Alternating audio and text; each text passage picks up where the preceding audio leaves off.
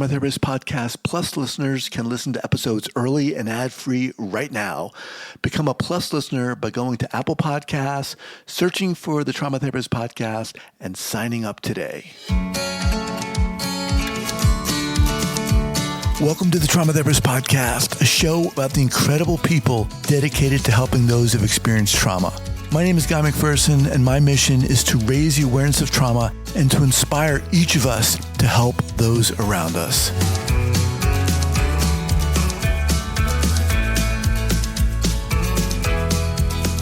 Okay, so 5, 4, 3, 2, and 1. All right, folks, welcome back to the podcast. Very excited, as always, to have back Dr. Jamie Marich. Jamie, welcome back. Glad to be back. I think this is time 4, so it's always a joy to talk to you. Yeah. So Jamie speaks internationally on EMDR therapy, trauma, addiction, dissociation, expressive arts, yoga, and mindfulness, and runs a private practice and online training network in her home base of Akron, Ohio.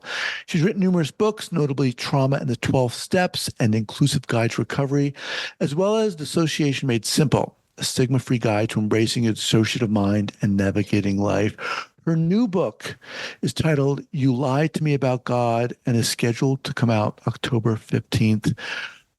Jamie, always, let me just say, before I say welcome to the podcast, every time I'm just so impressed and inspired and awed and humbled and intimidated about everything you do.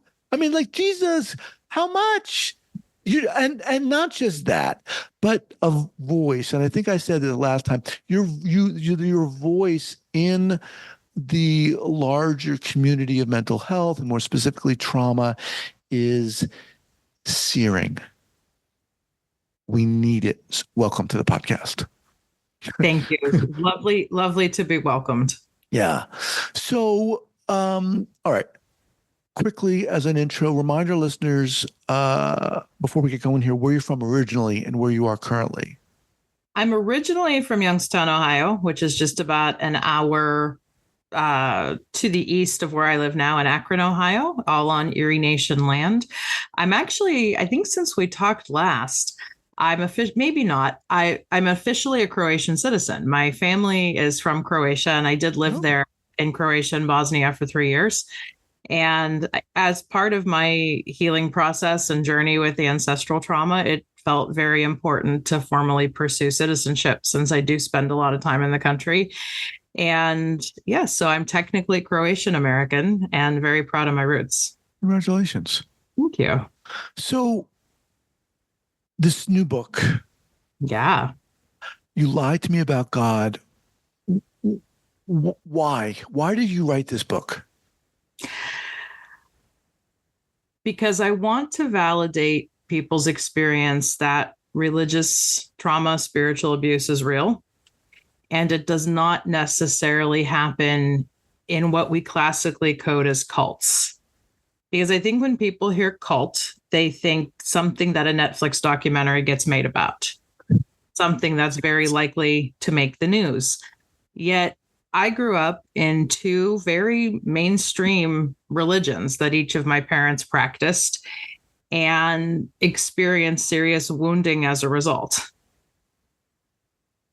I've been fascinated in validating spiritual trauma, spiritual abuse as a valid form of trauma throughout my career as a trauma educator. I always talk about it when I have a platform. And I knew I couldn't write the book on it unless it was a memoir. I even told my publisher that yeah, I could write you a technical principles of spiritual abuse book. Yet a lot of my books, as you know, have very personal qualities in them.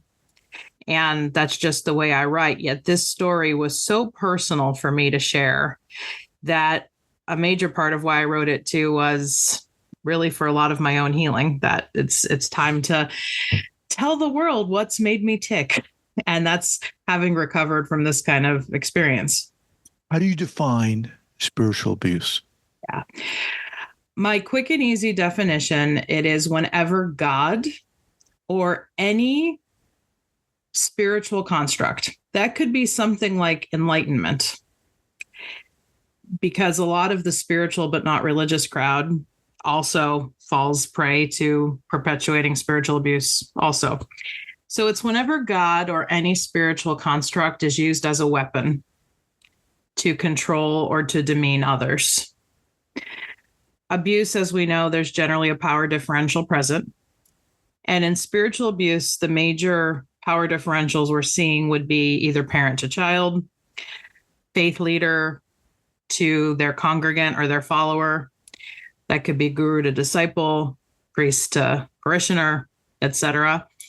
And increasingly, we're identifying where spiritual abuse can happen at the level of the state, where people in charge are doing things to control others in the name of religious conviction. And we've had examples of that throughout history. And I think a lot of us in the US are finally calling it that in these current times. So spiritual abuse is often conflated with religious trauma. Many years now, a person named Marlene Winnell coined the term religious trauma syndrome. I tend not to use that because I don't think it's just about religion. Because part of what I share in my book is, yes, I grew up in two very conservative Christian religions. My parents were two different denominations within Christianity. They couldn't stand each other's denominations, but they hated a lot of the same things. And then later, as part of my own spiritual seeking, I ended up studying yoga pretty deeply and was in and out of a yoga ashram for 5 years, even as I was Jamie Marich, a professional, studying yoga, but also wondering if I was missing something spiritually. And I saw that a lot of the same patterns of power and control that I encountered in religion were also present in yoga contexts. And those are well documented as well. And so that's why I tend to lean more into spiritual abuse as a definition, because I think it involves this notion that it can be more than just religion. So let's get specific. How did this play out for you specifically as a young kid? So part of what makes my story unique, because there's a lot of coming out of religion stories, especially for those of us who are queer, and your holy parents tell you things like you're an abomination, you're this, you're that, you're going to hell for being who you are. And that can be horrible enough and shaking enough on development. So I was born to, again, Croatian American parents. My parents were born Roman Catholic and were married Roman Catholic. I was born into a Roman Catholic family. And then when I was about 5, my father converted to an evangelical group that was very, not just anti-gay, anti-woman, they were also anti-Catholic. So my parents became at odds with each other about faith and religion issues in my house from when I was about 5. And I tell people this a lot, that I was raised with one Catholic parent, one evangelical parent in the same house. And it's like, how did you navigate it? And it was tough as a kid to navigate it because both parents legitimately thought their way was the right way. Now, my Catholic mother was a little softer, but part of the toxicity was that my father was actively trying to convert her.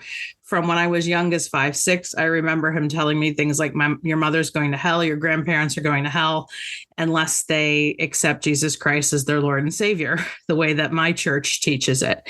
So in addition to a lot of the garden variety messaging I heard about gays being horrible and going to hell, and abortion and feminism are the manifestations of the devil and being put down a lot in the name of God. Again, any of that would have been bad enough, I think, for a sensitive kid. But then having to navigate a lot of spiritual conflict in the house just made it horrendous. Like I tell a story in the book about how I was 8 years old and my parents literally asked me my opinion on a doctrine matter about the Immaculate Conception, which is this teaching that Mary was born without sin. Catholics believe in it very fervently. Evangelicals do not, because they think Catholics worship Mary and put that down. And my parents were arguing about this, which was pretty commonplace because my mom decided to stay married. And they asked me, well, what do you think about it? And I was 8 and trying to come up with a diplomatic answer because I was that oldest hero child anyway, that was always trying to play diplomat. But I knew answering in any one way would make the other parent angry. And And so I remember after one of these arguments that happened probably when I was much later as a teenager, I plopped down on my bed and I said, this has to be what spiritual abuse is. Because I had enough cognizance in my head that emotional abuse was a thing, physical abuse, sexual abuse was a thing, even though I wouldn't learn until much later what all that meant clinically. But in that moment as a teenager, I just got so fed up with feeling like I was a pawn in their religious game. And I would often hear things like, I'm going to lose you yet. I'm going to lose you to your father's church, or I'm going to lose you to your mother's church.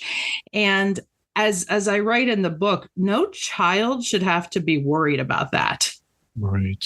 And I think it would have been bad enough if, being who I am as somebody who's queer and outspoken and feminist, I was growing up in either one of the two faiths that were pretty traditional expressions, but with having them at odds constantly, added just another layer to me getting very frustrated with God, religion, and Jesus. Yet a lot of what I share in the book is through my own trauma recovery journey and healing journey. I've actually come out of it still very much a person of faith. My spirituality, my spiritual life is very important to me. But the title of the book, You Lied to Me About God, comes from that in my trauma recovery personal work, I've had to unpack a lot of the messages, the lies that were told to me, not just about God, but lies that were told to me about myself in God's name. I can't fathom, Jamie, what this did and would do to you and to anyone. I mean, it just feels like any kind of grounding or stability or mooring that one would need as a young person growing up was not only didn't seem to be shaky, but it seemed to be condemning and dismissive and pejorative and calling into question the very foundation of who you were as a person. Yes. Abusive. Yes. And I think, and I want to be very clear before I go on, because I know a lot of people who believe or people of faith listen to your podcast. I am not anti-religion. I'm not anti-faith. What I do get concerned about and what I am very much opposed to are when you use that religion or those faith beliefs to try to wield power and influence and control over other people, especially children. Because kids, we have a lot of these discussions in spiritual abuse discourse about who is most vulnerable to it. Like, who is most vulnerable to join a cult? Who is most vulnerable to be blindsided by a teacher or a faith leader or whatnot? And in discussing vulnerability, several of my peers and I have just really concluded the act of being a child makes you vulnerable just by being a child. Because when you're a kid growing up in a house, your parents or your guardians, who's ever feeding you, really becomes your God figure. Right. And yeah, we know as trauma therapists, the horrible things you get told about yourself in these contexts can be reason enough to end up in trauma therapy. Yet when the divine is brought into that, and something else that we acknowledge is spiritual abuse can be tied in with a lot of other forms of abuse too. For example, a lot of parents or other people who sexually abuse can say things like, this is what God wants. Or children obey their parents, and if you're not obeying me on this, then you're displeasing God. So that was not directly a part of my experience, but it is an experience that a lot of people have who are still tangled up in spiritual abuse, is when God is used to just justify a lot of horrible behaviors. And I think where that especially hit me hard is everything about me loves spiritual connection, connecting with something larger than myself. And that's why, even though for many people who come out of toxic faith or toxic religion, leaving any kind of faith or God altogether is where they go, and that's their right, that never would have worked for a soul like ours, because we've longed for something to connect to outside of ourselves. And for us, that's still the divine. For a lot of people, it is more about making connections with nature, making connections with each other, and seeing the spiritual quality in that. But I think if you were ever the kind of kid who was told you're too sensitive and you tend to be seeking some kind of deeper meaning, it makes you especially vulnerable to being hurt whenever God is used as this weapon. You talked about being a teenager and kind of being on the bed and asking yourself, being aware, cognizant of what was going on. What did it look like for you during that time, day to day? How were you living? How were you reacting? What was your self-conception in a sense, your belief in yourself? So remember, I've been on this podcast before talking about our dissociative disorder. And honestly, a lot Enter dissociation. Enter dissociation. Yes. A lot of how we coped with that was to dissociate. And in the memoir, we actually speak directly about how our three dissociative parts formed, our major parts at 4, 9, and 19. And we talk in the memoir about just really bad things that happened at all three of those ages that all directly involved my dad's, especially my dad's, just spiritual viciousness. So here was the interesting thing about the day to day. And yeah, a lot of my childhood I have blocked out because the dissociation really became how I coped through a lot of this. But a lot of the vivid memory I do have, and this is what made it tricky for me, and I think could make it tricky. This is what causes disorganized attachment. In a lot of ways, on a lot of days, our home seemed great. My dad was a wonderful dad in a lot of ways. And then something would seem like it caused him to snap. And I think that would have happened even if he wasn't religious, that there were some other things going on and he suddenly became temperamental and angry. But then when God entered the picture, it just became very... like you can even see now, it could still get hard for me to talk about because me especially, I did have a brother. And sometimes when I say me, I mean me. Sometimes when I say we, I mean me and my parts. But we were just cut to the core by a lot of things Dad would say in God's name or to try to scare us into complying. Like, I heard so much, you're going to go to hell if, you're going to lose your salvation if. And it could sometimes be innocuous as something like watching a movie or listening to rock music. I mentioned in the book how my dad did not like anything modernly secular on TV. This was in the 80s and early 90s. No secular music. And so I had cousins who lived one street over, and I loved hanging out with them because they just seemed like they were normal kids doing normal things that normal kids did. And they provided a lot of the kind of attachment needs that I was lacking. And even sometimes with Dad, there was inconsistency about that. Like one summer, we'd be fine to watch certain Disney movies, and other summers, like It's of the Devil, and whatnot. And then I was, one of the churches I was raised at was his evangelical. It was, I'm not going to say the denomination here on the interview. You could read it in the book. But it was a particular denomination where in the 90s, there was this push towards like purity culture, and anything about kind of normal sexual development was just shut down as it's not of God. You wait until you get married.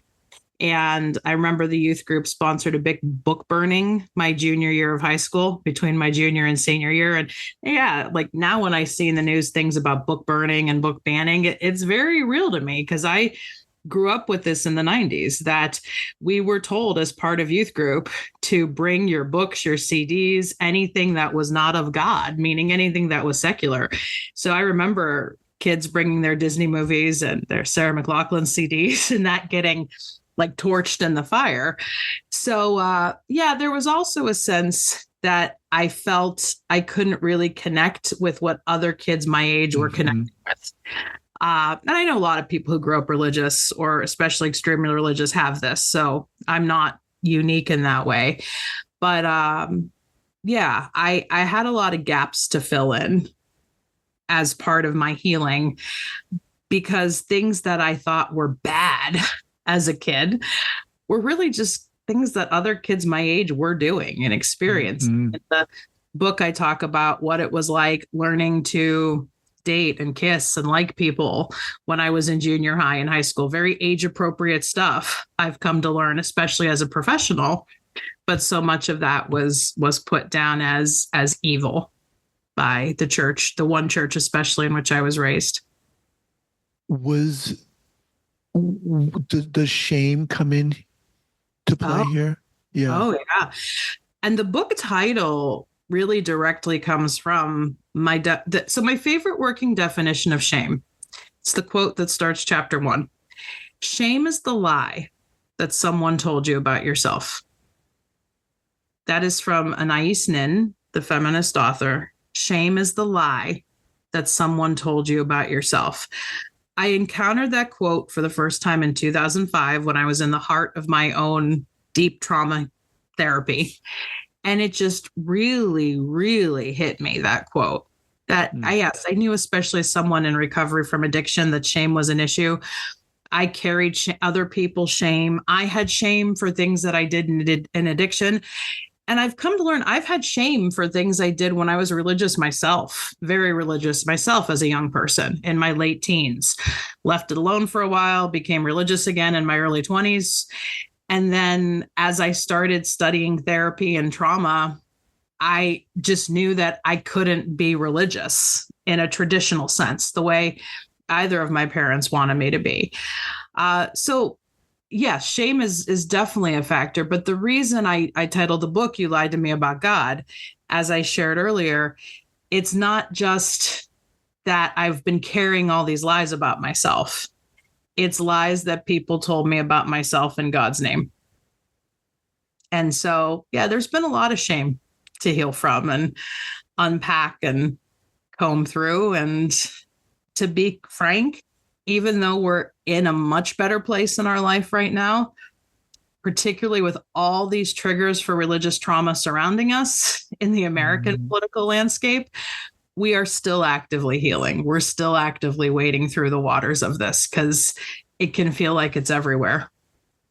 You talked a little bit about, your impetus for writing the book. Who's it for? The simple answer is it's for anybody who likes memoir, because a lot of my other books have definitely been for more of a clinical audience. And even though Dissociation Made Simple is for more of a general audience than my other books, people who have some connection to the content typically dive in. So this is being classified as memoir. So I know there's a lot of voracious memoir readers out there. So if a general reader finds it interesting, I think I tell some pretty good stories in it. Yet I think who may be most likely to pick it up are people who the title speaks to them because they know God trauma has been a factor for them. Religious trauma has been a factor for them. And my hope is that therapists who maybe know my work and will read anything I put out there will also pick it up. Because I think what I've seen in the clinical landscapes is that a lot of us who grew up religious or grew up in some kind of cult, we get it when our clients come to us with this kind of material. But a lot of times I've done consultations where folks have said, I just didn't grow up that religious. Or if I did grow up, let's say Catholic or Presbyterian or whatnot, my parents weren't vicious about it, or my faith community wasn't vicious about it. So I hope that clinicians can pick this up who want to get a greater sense of insight into what it can be like for somebody who does grow up traditionally religious, where religion is brought in as a big factor in the trauma. Speaking with Dr. Jamie Marich, the book is titled You Lied to Me About God, set to come out in October. Just before we go, this is kind of a big question before we go, but how did you get to a point where you were able to come to a settlement or an appeased situation with the divine? Mm-hmm. You're right. It's a big question, but I like your big question. How did I come to a settlement? I give 12-step recovery credit for a lot of that.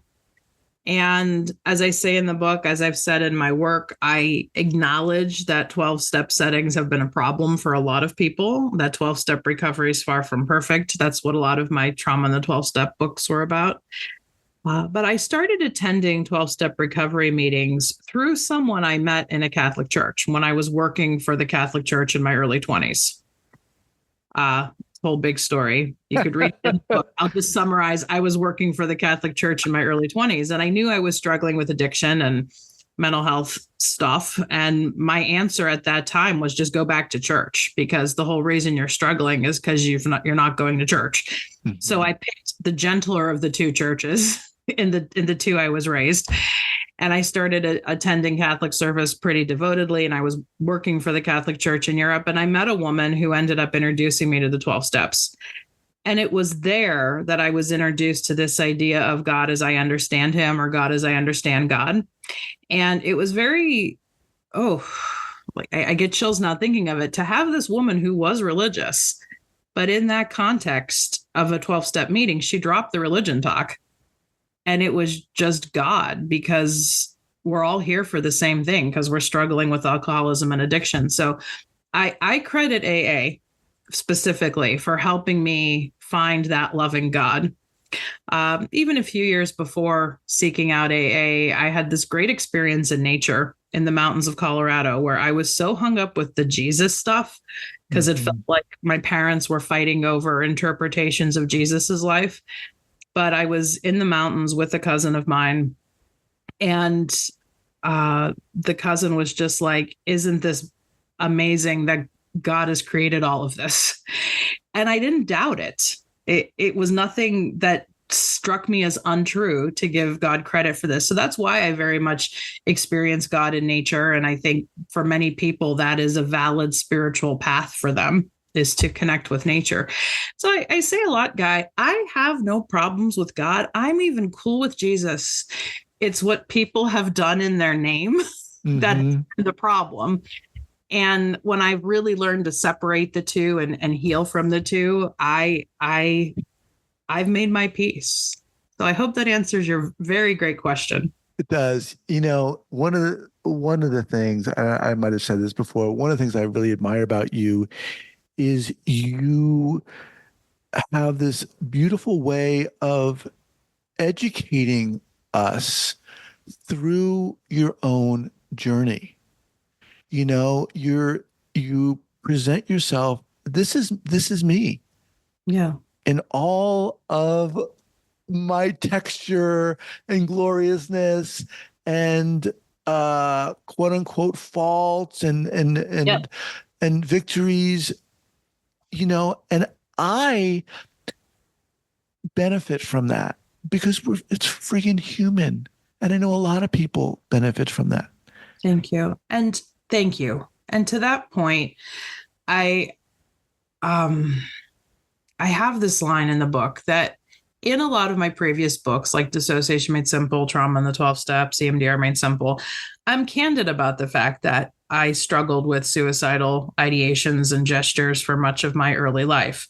I'm candid about a lot of my mental health struggles. I don't really, in those books, though, give you the why. And this book will give you the why. Mm. And I felt it was important to be honest about this story, that for very sensitive people, bullying and religion, which were my two traumas, might be enough to set someone into that place. Yeah. So if you like my work, if you follow my work, you're going to get to know me a heck of a lot better in this book. All right. So to that end, how do people reach you? What's the best way, Jamie? Yeah, you can just go to myname.com, jamiemarich.com. That links you to all my other projects, including Institute for Creative Mindfulness, which is my EMDR training program. And we also have a free resources site now at redefinetherapy.com. Everything I've done for free is online at that site. And then if you just search my name on all the socials, you'll find me there. Okay. We'll have those linked up here at the show notes page at the traumatherapistpodcast.com. Jamie, awesome as always having you on here. You're welcome back as always, anytime you want. Look forward to the new book coming out. Thank you so much, Guy. All right. Take care.